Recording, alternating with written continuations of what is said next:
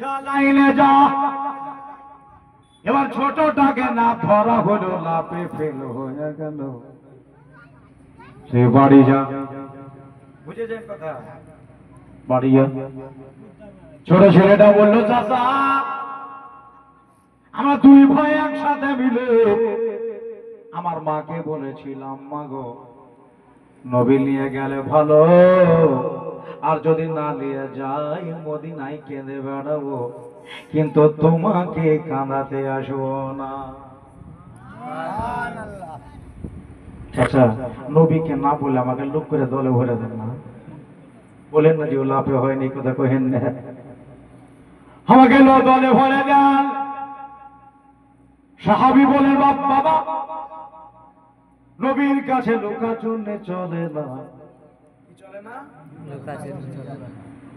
আগে যেমন দেখে পেছেও তেমন দেখে, জানে যেমন দেখে ওই রকম ভাবে নবী দেখে, এমনি করে ওপরে যা দেখে নিচেও তাই দেখে। নবীর কাছে কোনো জেনে ছোপাবাটি নাই, লোকাবাটি নাই। এই জন্যে আমি তোকে লোক করে দলে ভরতে পারবো না। যদি খুবই ইচ্ছা জাগে এক কাজ কর, কি আবার যা নবীর কাছে, সুবহানাল্লাহ বলেন, সুবহানাল্লাহ, নবীর কাছে যাওয়ার জন্য গিয়ে আল্লাহর নবীর কদম ধরে বল, যদি রাজি হয়ে যায় জেনে নিও তোমার আল্লাহ রাজি হয়ে গেছে। সুবহানাল্লাহ। যদি নবী রাজি হয়ে যায় জেনে নিও তোমার আল্লাহ রাজি হয়ে গেছে। চাচা গো ঠিকই কথা বলেছ। আবার ঘুরে নবী বাগের কাছে হাজির, আমার রহম দিলওয়ালা নবী, আমার রহম দিলওয়ালা নবী, আমার শান্তির নবী গো, মায়াল নবীর কাছে ছেলেটা গিয়া দুই হাতখানা ধরে বলছেন, হুজুর আমি লাফে ফেল হয়ে গেছি, আপনি নিজে ইজাজত দিয়া দলে ভরে দেন। তোর বড় ভাই বলে, বড় ভাই লাফে হয়ে গেছে, আমি ফেল হয়েছি, হুজুর আমাদের জোড়া ভেঙে দিয়েন না দুই ভাইয়ের, আমাকে আপনি একটু বলে আমাকে যাওয়ার সুযোগ করে দেন। বলে তুই বাড়ি যা, তুই বাড়ি যা, তোকে পরে নিয়ে যাবো। বলে হুজুর একাই কে বাড়ি যাওয়া হয়, বলে একটু ভরে যান। নবী বলে না আর হবে না, আল্লাহ রাসূল উঠে যাচ্ছে, ওই দল নিয়ে বদরের মাঠে যাবে।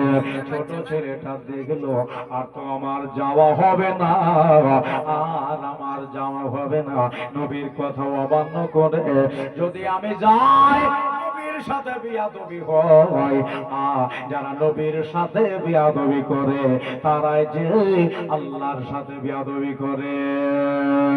ছেলেটা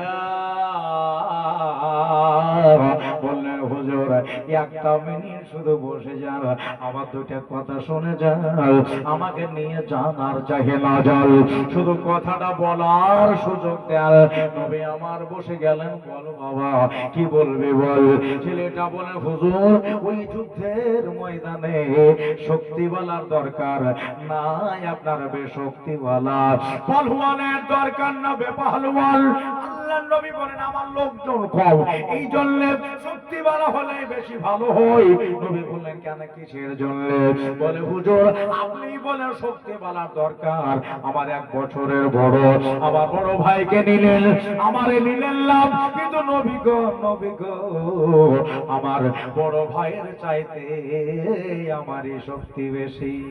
সুবহানাল্লাহ। আমার বড় ভাইয়ের চাইতে আমারই শক্তি বেশি। আর যদি বিশ্বাস না হয় নবী গো আমার বড় ভাইকে ডাকেন আর আপনার সামনে লড়িয়ে দেন, আপনি যদি পারতে না পারি তো কি বলিস। নবী বলছে পারবি তো? বলে পারলে নিয়ে যাবে না, না পারলে নিয়ে যাবে না, সোজা সুজি বাত, পারলে নিয়ে যাবে না, না পারলে নিয়ে যাবেন না। আল্লাহ নবী মুচকি হেসে বললেন ওর বড় ভাইকে ডাকো। ওর বড় ভাই বাইরে থেকে তুই বাবা কবে পারলি আমাকে, যদি নবীকে ডাকে আমাকে তো তোকে ছেড়বো নাকি, আমিও নিজে কমজোরি হয়ে যাবো না, তোকে পারবো তারপরে ছাড়বো। বড়টা বলছে পারো, ছোটটা বলছে পারো। নবী আমার বলেন ওকে ডাকো দেখি বলাও। কাছে ডাকা হলো, আল্লাহ নবী বলেন দুই ভাই লড়াইয়ে লেগে যা। ছোটকে বলছে ছোট রে, যদি তুই পেড়ে ফেলতে পারিস কথা দিলাম তোকেও নিয়ে যাবো। সুবহানাল্লাহ। তোরে নিয়ে যাবো। দুই ছেলে লড়াইয়ে লেগে গেল। আপনার বুখারী শরীফে লেখা আছে এদের দুই ভাই লড়াইতে আল্লাহ রহমতি ফেরেশতারাও দেখতেছে। আমার দয়ার নবী তাকিয়ে দেখছে সাফারের আপনার ওই লড়াইটা আল্লাহ নবী সাহাবীরা তাকিয়ে তাকিয়ে দেখছে। ছেলে দুটা লড়তে লড়তে ছোটটা নাকি বলে দিয়েছে পারবে নাকি, বারবার পড়ে যাওয়ার মতো হয়ে যাচ্ছে। বড় ভাই পড়েনি, ছোট ভাই নিচে পড়ে নাই। বন্ধুরে আমার ভাইরা দেখা গেল লড়তে লড়তে লড়তে ওই বড় ভাইয়ের কান ছোটটার মুখের কাছে চলে এসেছে। যেমনি মুখের কাছে চলে আসা ছোটটা মাথাটাকে চেপে ধরেছে। বড়টাকে বলে ভাই গো তোমার কাছে আমার একটা আবদার। জোরে বলেন সুবহানাল্লাহ। বড়টা বলে কিসের আবদার? পারবো পারবো বলেছিলি রে, আমার এখন আবদার। বলে হ্যাঁ ভাই, আমার বাবা যতদিন দুনিয়ায় ছিল বাবা ছিল গার্জেন, মার কাছে ছিলাম মা ছিল গার্জেন। তুমি আমার বয়স 1 বছরে বড়, এই জন্য তুমি এখন আমার গার্জেন। শোনো ভাই, একটা আবদার করলে মানবা নাকি? বড় বলল এই লড়াইয়ের ভিতরে আবদার? বলে হ্যাঁ, এটা ছাড়া কোনো আমার উপায় ছিল না। বলে বল কি আবদার করবে? এরা পাঁচড়া পাঁচড়ি করে আর কথাবার্তা চলছে। ছোটটা বলল ভাই বসে বসে অঙ্ক কষলাম, বসে অঙ্ক কষে দেখলাম এটা ছাড়া আমার কোনো উপায় নাই। ভাই গো তুমি একদিকে চলে যাবে, আমি একদিকে চলে যাবো, চোলা ভেঙে যাবে। এই জন্যে শোনো, নবীকে আমি বললাম যে আমি পারতে পারলে নবী নিয়ে যাবে। ও ভাই তুমি আমারে পেরে দিও না, এই জন্যে এটাই আবদার।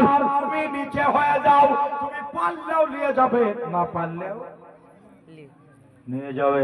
যেহেতু তোমার নামটা রেজিস্টারে চলে গেছে, পারলেও নিয়ে যাবে, না পারলেও নিয়ে যাবে, কিন্তু আমি না পারলে নিয়ে যাবে না।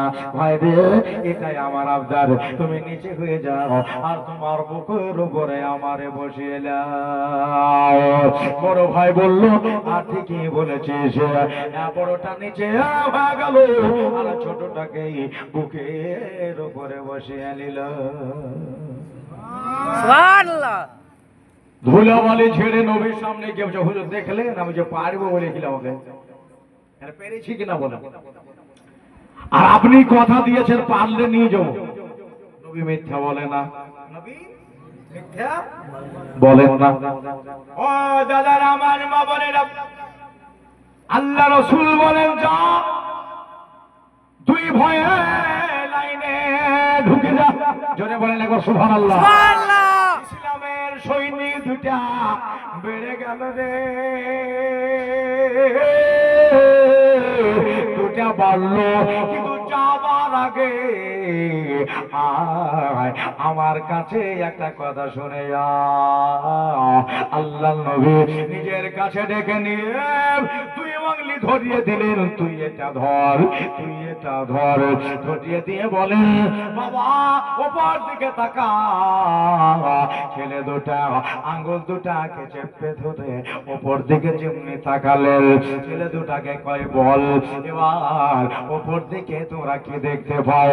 ছেলে দুটা বলে নূরের নবী গো এমনি আঙ্গুল ছেড়ে তাকালে আকাশ দেখতে পাই, যখন আঙ্গুল ধরে আসি ওই টাইমে আল্লাহর আরশে পাক দেখতে পাই। সুবহানাল্লাহ। বন্ধুরে নবীর সহবাতে থাকলে কত ছোট থেকে বড় হতে পারা যায়। নবী বলেন ওই আরশে পাকে তোমাদের দুই ভাইয়ের নাম লেখা হয়ে গেল, তোমরা কোনোদিন আর বাড়ি ঘরে আসতে পারবা না। মার বুক খালি হয়ে গেল রে, তোমার মার বুকে আর ফিরে আসতে পারবা না। ওইখানে দুই ভাইয়ের শহীদ হয়ে যাবে। ছেলেরা ভয় পাইল না, জান দেব আল্লাহ রাহিয়া, জান দেব আমার নবীর প্রেমে, ইসলাম বাঁচাবার জন্য, ইসলামের জন্য রক্ত দিতে চাই, আর সারা দেহের লৌহ দিয়ে দিতে চাই। আপনার আল্লাহ নবীর সাথে বেরিয়ে গেলে চলে যায় যেতে যেতে যেতে যেতে জঙ্গে বদরের মাঠে পৌঁছিলেন। রোজার মাসের 16 তারিখে সন্ধ্যায় সারা রাত কেটে গেল, আপনার সকাল হলো। এনারা রোজা ধরেছে একটা একটা খেজুর খেয়ে, আমরা এতগুলো ভাত খেয়ে রোজা বেঁধে যায়। বন্ধুরে, এবার তারা রোজা রেখেছে, মুশকের পানি বেশি ফুলিয়ে দিও না, এই পানি আবার ইফতারে দরকার, আবার সেহরিতে দরকার। কেন না আমি আমার জানেন যুদ্ধের মাঠে যদি জয় হয়ে যায়, এখান থেকে আমি পালিয়ে যাব না, এই জঙ্গের মাঠে আমি 3 দিন থাকবো। সুবহানাল্লাহ। 3 দিন আল্লাহ রাসূল আমার থাকবে। যাক বাবা, অনেক লম্বা ঘটনা। আল্লাহ নবী নূরের নবী দেখলেন সকাল বেলায় এবারে সূর্য উদিত হলো।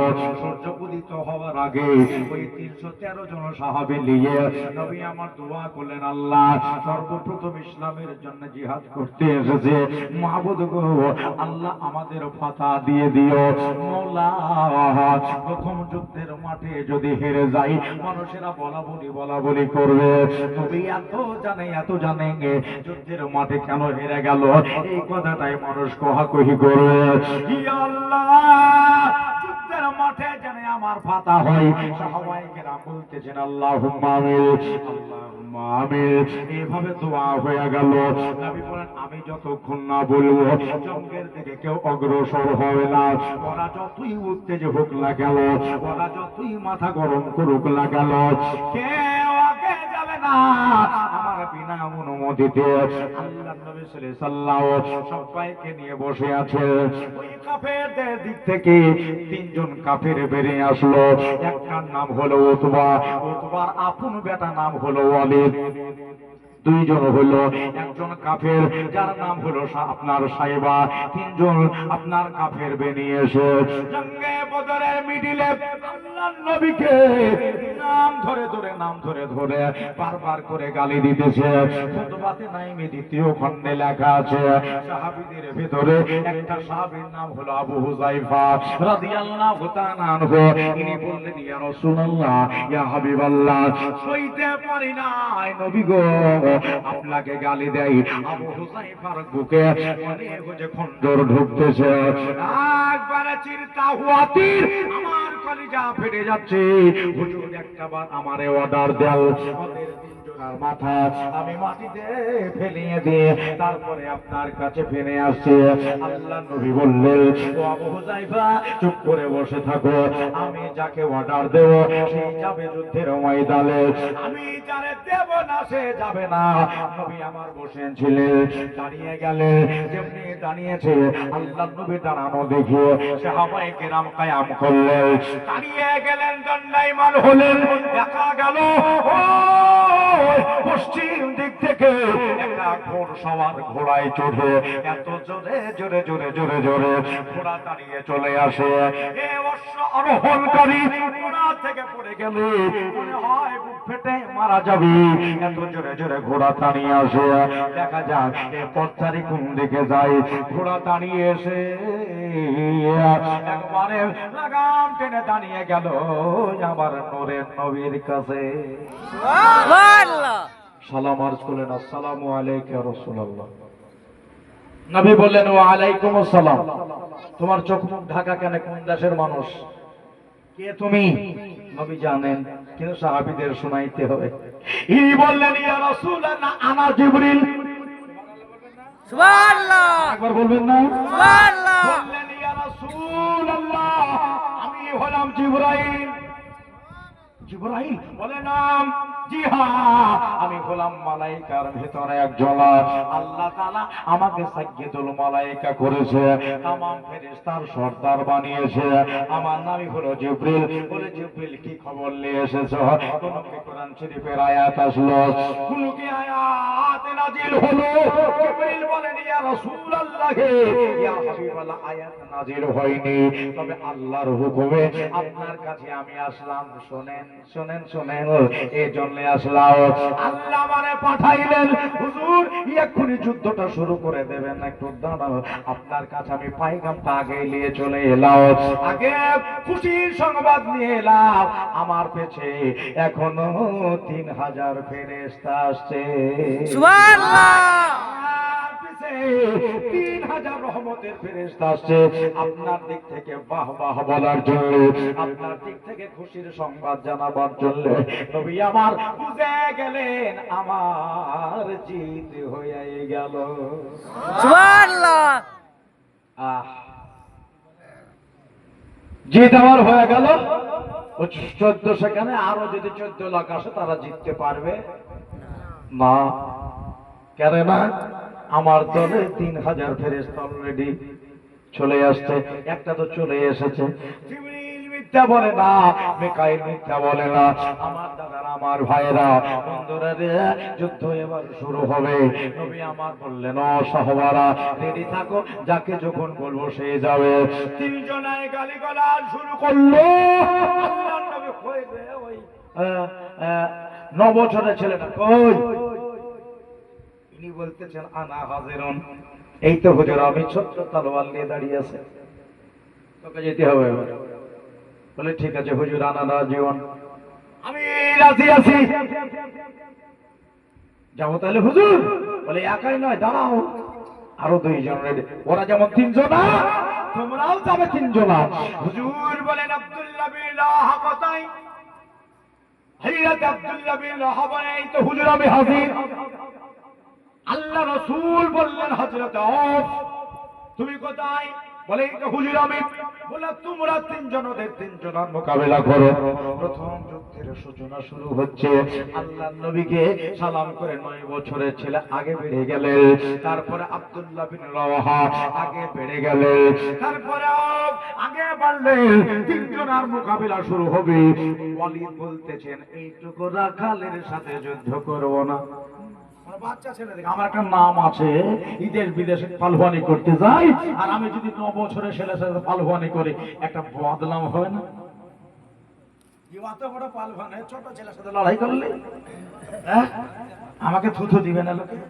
চারিদিকের মানুষ তো রাখাল বলা দেখে আমার মওলায়ে কায়, আমার মওলা আলী রাদিয়াল্লাহু তাআলা জয়, তারা ঘুরে ঘুরে আল্লাহ রাসূলকে বলছে হুজুর আমাকে এবার পাঠান তো। ওকে রাখাল বলা না ঘুচে আমারও দম নাই। লড়লি না, জানলি না, শুনলি না। নবীর দিক থেকে গেছে বাহুতে কুওয়াতে গোয়াই চলে এসেছে। জোরে বলেন সুবহানাল্লাহ। সুবহানাল্লাহ। জানলি না, শুনলি না, রাখাল বলে দিলি। ঘুরে আসলেন। মওলা আলী বলতেছেন হুজুর আমারে পাঠান, দেখবো আর দেহে ওর তাকত আপনার এই বাহুতে কত কুওয়াত আল্লাহ দিয়েছে, কত যে বাপের বেটা কত মারদুদ খেয়েছে। মওলা আলী একবার দেখতে চাই। আল্লাহ রাসূল আলিমে মাকানা ওয়া মায়াকুনের খবরদাতা, ভবিষ্যৎ বক্তা, শরীয়ত প্রণেতা, রাসূলে খোদা সাল্লাল্লাহু আলাইহি সাল্লাম বলেন আলী আমি তোমারে পাঠাইতে পারি, কিন্তু 3 জনাই যেতে হবে। সুবহানাল্লাহ বলেন। সুবহানাল্লাহ। ঠিক আছে হুজুর, যজনা পাঠাবেন পাঠায়েন, কিন্তু আমি যেতে পারলেই হবে। ওকে সবকটা দিব, ওকে শিক্ষাটাকে দিব, ওকে গিয়ে বলবো। আলী বলেন ঠিক আছে হুজুর পাঠান, তাহলে কার কার নাম করছেন? নবী বললেন আলী তুমি যাও, আর আমার চাচা আমিরে হামজাকে সাথে নাও। পালওয়ানি দেখো তো ভালো করে দেখে লেখ। আমার চাচা আমিরে হামজার ভিতরে ডবল কলিজা ছিল। হিন্দা যে আমিরে হামজার কলিজা চিবিয়ে খেয়েছিল না, হিন্দা নিজে বলতেছেন আমি আমিরে হামজার কলিজাটা 2টা পেলাম। সবের তো 1 টাকার কলিজা থাকে, ডবল কলিজা হয়েছে। আমিরে হামজাকে সঙ্গে নাও। আর ওই দেখো একজন সাহসবান সাহাবী, ওর নাম হলো হযরতে উবাইদা রাদিয়াল্লাহু তাআলা আনহু, সঙ্গে নাও ওনাকে। তিনজন সাহাবী রণক্ষেত্রের দিকে রওনা হচ্ছেন। আল্লাহর রাসূল সাল্লাল্লাহু আলাইহি সাল্লামের কদমে সালাম দিয়ে মাওলা আলী আজকে প্রথম যুদ্ধে নেমে যাচ্ছেন। আমিরে হামজা নবীকে সালাম দিয়ে যুদ্ধের ময়দানে নেমে গেলেন।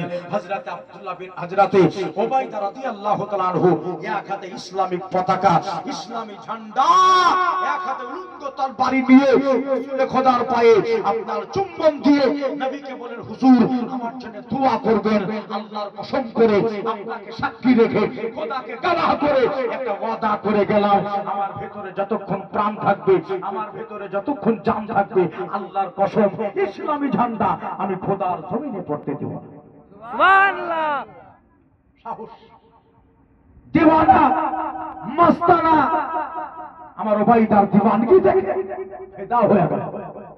সালাম দিয়ে ঝান্ডা নিয়ে তলোয়ার নিয়ে রণক্ষেত্রের দিকে এগিয়ে দাঁড়িয়েছে। সেই একটা একটা করে সব সামনাসামনি মোকাবেলা শুরু হচ্ছে। আমার আমিরে হামজা দাঁড়িয়েছে, ওই ওয়ালিদের বাপ, হ্যাঁ, আর ওয়ালিদের সামনে দাঁড়িয়েছে মৌলা আলী, যে রাখাল বলেছিল। আর কাফিরের তরফ থেকে আরেকজন কাফির ছিল সাইবা, এর সামনে দাঁড়িয়েছে নবীর সাহাবী উবাইদা, যার হাতে ঝান্ডা আছে ইসলামী। লড়াই শুরু হলো। হযরতে আলী বলতেছেন, একটার বেশি দুইটা ওকে মারতে হয়নি, ও জমিনে পড়ে লটপট করছে, জাহান্নাম চলে গেছে এতক্ষণ। ওর বাপও জাহান্নাম চলে গেছে। আমিরে হামজা বলছে একটার বেশি, আমিও ডবল মারি নাই, জাহান্নাম চলে গেছে। হযরতে উবাইদা ইসলামী ঝান্ডা যার হস্তে আছে, এনাকে কিন্তু তিন দিকে খেয়াল রাখতে হচ্ছে। সম্মুখে দুশমন, নিজের শরীরও দেখতে হচ্ছে, ইসলামী ঝান্ডাকেও বাঁচাতে হচ্ছে। লড়াই চলতে চলতে আপনার তালোয়ার বাজি করতে করতে আপনার তালোয়ারে টক্কর লেগে আপনার তালোয়ার থেকে আগুনের ফিটকারি বের হয়ে গেল, আগুনের ফুলঝড়ি ঝরতে লাগলো। আচানক ওই কাফের সাইবা আমার হযরতে উবাইদার বাঁ হাতের কোচ্চাতে এই সজোরে তালোয়ার মেরে দিল, ওটা হাতটা কেটে জমিনে ধরাস করে পড়ে গেল। সুবহানাল্লাহ। উবাইদা বললেন, আল্লাহ, আমি তো নবীর সামনে ওয়াদা করেছি যে আমার যতক্ষণ প্রাণ থাকবে ভেতরে আমি ইসলামী ঝান্ডা মাটিতে পড়তে দেব না, কিন্তু এখনো ঝান্ডা মাটিতে পড়েনি, আমার হাত চলে গেছে। বা এই হাতের তালোয়ার পিছন দিকে টান দিয়ে ফেলে কাপ করে ঝান্ডা ধরে ফেলে আবার আকাশের দিকে উত্তোলন করে দিয়েছে। সুবহানাল্লাহ কইবেন না? সুবহানাল্লাহ। যেমনি আবার আকাশের উত্তোলন করেছে, আবার পুনরায় তালোয়ারের আঘাত দাহিন হাতের কবজা থেকে কেটে নিচে ঝরিয়ে দেওয়া হলো। দুটা হাতই নাই। হযরতে উবাইদা নার্ভাস হয়ে গেলেন। ভেতরে জান আছে, ভেতরে প্রাণ আছে, কিন্তু নবীকে বলেছি প্রাণ থাকাকালীন ইসলামে ঝান্ডা মাটিতে পড়তে দেব না। হযরত উবাইদা বলেন, যদি পড়ে যাই আমার ওয়াদা মিস হয়ে যাবে, আমার ওয়াদা খেলাফ হয়ে যাবে। এই জন্য আমি হামাগুড়ি দিয়ে পা দুটাকে মাটিতে লাগিয়ে দিয়ে হামাগুড়ি দিয়ে মুখটাকে উপর দিকে করে আল্লাহর কসম ওই ইসলামী ঝান্ডা যাতে আল্লাহ রাসূলের নাম লেখা আছে, যাতে কালেমায়ে তাইয়্যিব লেখা আছে, ওই ঝান্ডাটাকে আমি নিজের মুখ দিয়ে তাপ দিয়ে কাপ করে ধরে আমার আকাশের থেকে উত্তোলন করেছি। দুনিয়া দেখো, পৃথিবী দেখো, আজ ইসলামী ঝান্ডাটাকে আমি দুই হাত কাটা, রক্তে লহুলেহান, আমার শরীর ভেজা, রক্তে লালে লাল নিয়ে আজ ইসলামের পতাকা আকাশের দিকে আমি তুলে রেখে দিয়েছি। সুবহানাল্লাহ। আকাশবাণী আমি তুলে রেখে দিয়েছি। মৌলা আলী তাকিয়ে দেখছে ব্যাপার খারাপ, উবাইদা এইরকম হয়ে গেছে, ও ছাপটা দিয়ে পাখির মতো উড়ে আর ওই আপনার সাইবাকে কতল করে আপনার জবাই করে জাহান্নাম পাঠিয়ে হযরত উবাইদাকে কাঁধায় তুলে ইসলামী ঝান্ডা নিয়ে আল্লাহর নবীর কদম তলে ফেলিয়ে দিলেন।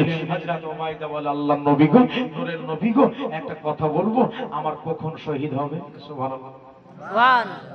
আমার কখন শহীদ হবে? নবী বললেন, একটু অপেক্ষা করো, একটু পরে তোমার জান পরওয়াজ হয়ে যাবে। উবাইদা রে, আল্লাহর ফেরেশতা তোমারে নিতে আসবে।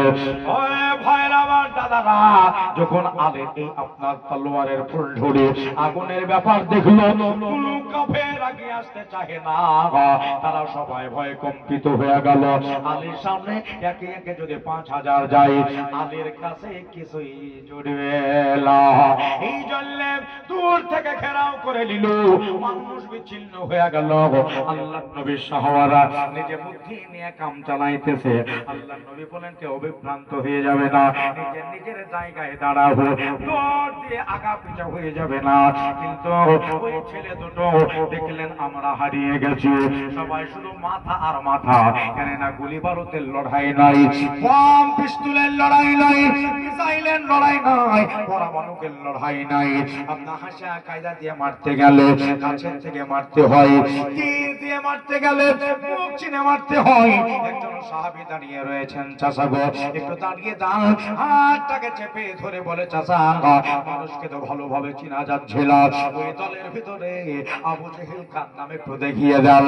কানে শুনেছি ওই আবু জেহেলকে, আমি চোখে দেখি নাই, চাচা কোথায় আছে আবু জেহেল? সাহাবী বলেন কি করবি তারে? বললেন চাচা যখন দুই ভাই এসেছি আবু জেহেলকে জনমের মতো বিদায় করে দেব। সবচাইতে বড় দুশমন আমার নবীর জন্য খোদ খুঁড়ে রাখে, নবীর গায়ে পাথর মেরেছে, আল্লাহ নবীর মাথা ফাটিয়েছে আবু জেহেল। আল্লাহ নবী রাস্তা দিয়ে হাটে কাটা পুঁতে রাখে, আল্লাহ নবী যেন কুহা বানিয়েছে, এতগুলো নাম করেছে, ওই নিকৃষ্ট পাপীকে আমি না মেরে বাড়ি ফিরবো না, শহীদ হলে হব, জান দিতে হলে দিয়ে দেবো। আল্লাহ নবীর সাহাবী বলেন বাবারা এখন কারে জায়গায় কোথায় আছে আবু জেহেল? একটু পরে আবু জেহেলকে নজরে আসলাম, ছেড়ে ছেড়ে দুই ছেলেকে দেখিয়ে দেওয়া হলো, ওই দেখো ওর নাম হলো আবু জেহেল, আগে পিছে 10-12টা গাইড লেগে আছে, ওটাই তাদের নেতা, ওটাই তাদের প্রনেতা। এবার বাবা ছেলে দুটা বললো চাচা আর কিছু করতে হবে না, তোমার কাজ তোমরা করো, আমার কাজ আমরা করি। বড় ভাই বলছে হারে আবু জেহেল কেন অত পিছে আগে? আবু জেহেল কেন অত পিছে? ছোট ভাই বললো নেতা লোকের কাজই হয়, নেতা মানুষের কাজ এটাই হয়, সব সময় পিছিয়ে থাকে, পিছিয়ে থাকে।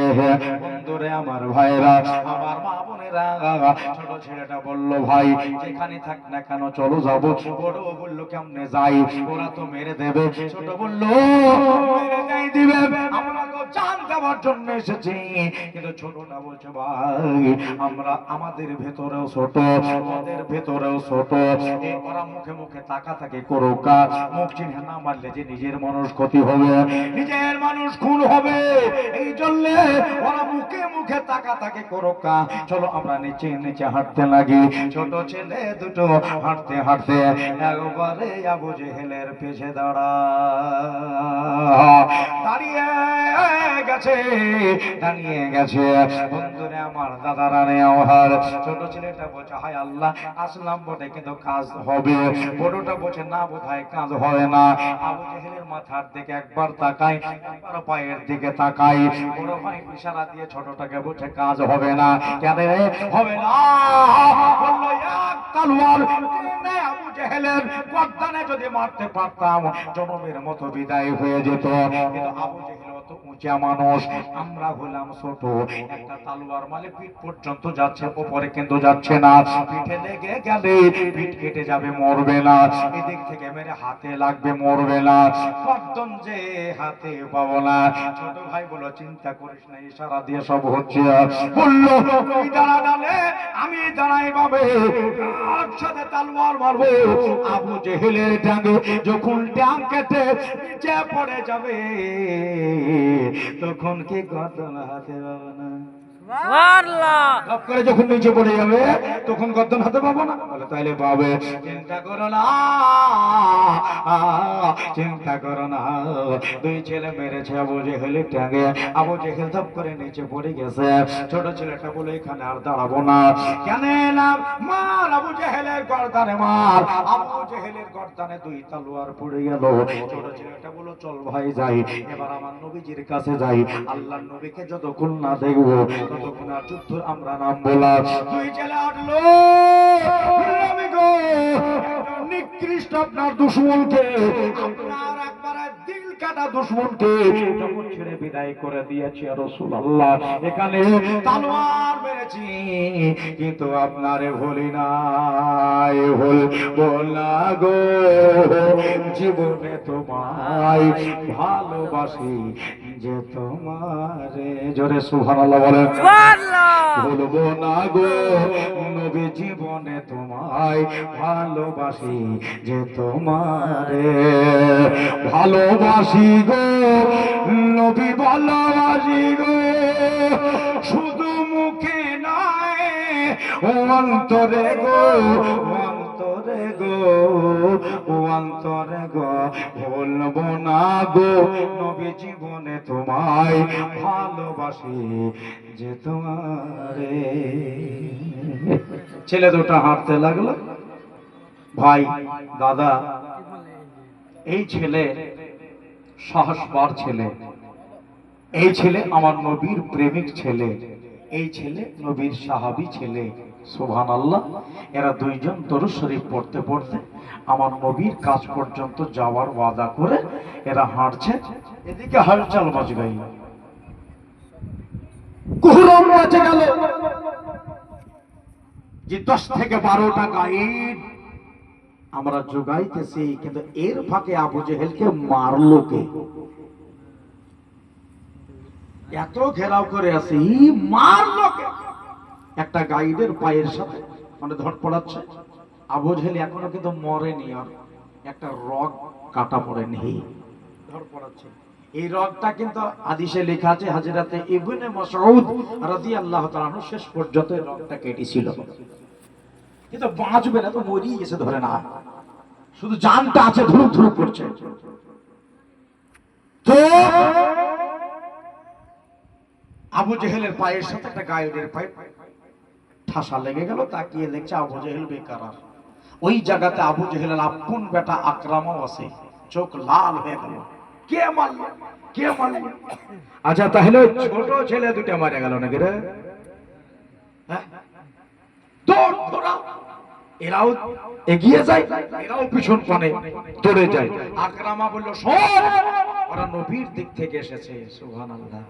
সুবহানাল্লাহ। মুস্তাফার দিকে থেকে এসেছে, দৌড়ে গিয়ে তাদের পারবে না। এখান থেকে একটা তীর চালা, একটাকে যদি লাগে তো দুটেরই নাগাল পাওয়া যাবে। জোরে করে ধনুকে তীর ধরে ছাড়া হলো।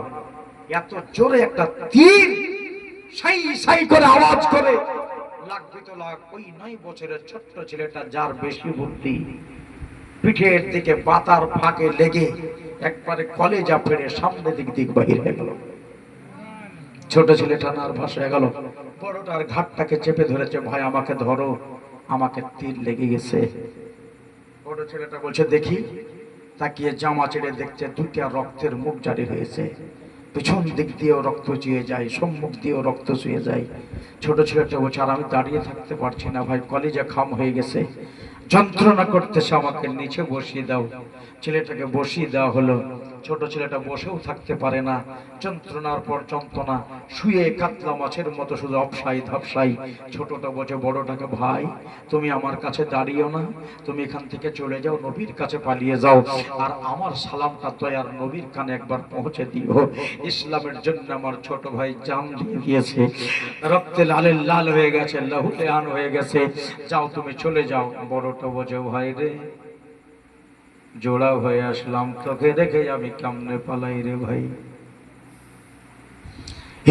মায়ের দুই বেটা, তোর সাথে যে আমার একটা লাড়ির টান আছে রে ভাই, পালাতে পারলাম না। এমনি করে হাঁটুতে হাত দিয়া বলছে আয় আমার ঘাড়ে চড়েলে, চল তোকে আমি নবীর কাছে নিয়ে যাই রে ভাই। ছোট বলল ভাই নবীর কাছে আমার আর যাওয়া হবে না রে, এই জন্য যাওয়া হবে না, অপর দিকে তাকাও, আল্লাহর ফেরেশতারা হাতে হাউজে কাউসারের পানি নিয়ে আমাকে বারবার করে ইশারা দিয়ে ডাকছে। এই জন্য আমার আর যাওয়া হবে না, আমার মার কাছেও পৌঁছানো হবে না, নবীর সাথে দেখা করা হবে না। ভাই তুমি পালিয়ে যাও। বড় ভাই বলল, আমি এরকম কথা বলছি, হাঁটুতে হাত দিয়ে পেছন থেকে ওই 10টা কাফের এসে দাঁড়িয়ে গেল আমার পিঠের ওপরে। এত জোরে একটা আপনার বল্লমের আঘাত করলো, পিঠ ফুটে হয়ে পেট দিয়ে বল্লমের আপনার আগাল বার হয়ে থাপ করে আমার ছোট ভাইয়ের বুকের ওপর পড়ে গেল। ওই বল্লমে আমার ছোট ভাই গাথা পড়ে গেল, ইয়া কি বল্লমে দুই ভাই জোড়া হয়ে গেল রে ভাই। আপনার আমার মা দোয়া করে বেটাকে কেরালা পাঠালাম, উড়িষ্যা পাঠালাম, বেটাকে চেন্নাই পাঠালাম, বেটা বোম্বাই গেছে, সৌদি গেছে। আল্লাহ তুমি ভালোভাবে ফিরিয়ে নিয়ে আসো। কিন্তু মুআজার মাউজের মা বাড়িতে বসে চাই না পেতে দিয়ে আল্লাহর কাছে দোয়া করে, আল্লাহ আমি যেন আর শহীদানের মা হইতে পারি, সুবহানাল্লাহ। আমি যেন শহীদানের মা হতে পারি। আল্লাহ আমার বেটা যেন ঘুরে না আসে, আল্লাহ রাহে যেন দান দিয়ে দেয়, এটাই দোয়া করছে। ও ভাইরা আর দাদারা, তাহলে বোঝা গেল ইসলামের জন্য বাচ্চারাও গেছে, জান দিতে গেছে ইসলামের জন্য। আপনার বুড়া গেছে, জওয়ান গেছে, কিন্তু ইসলাম কায়েম করে রেখেছে যুবকেরা। সুবহানাল্লাহ বলেন। সুবহানাল্লাহ। মুশকিলকে ধরতে পারবে নাকি, তলোয়ার চালাতে পারবে নাকি? আপনার যুবকরাই ইসলামকে ধরে রেখেছে।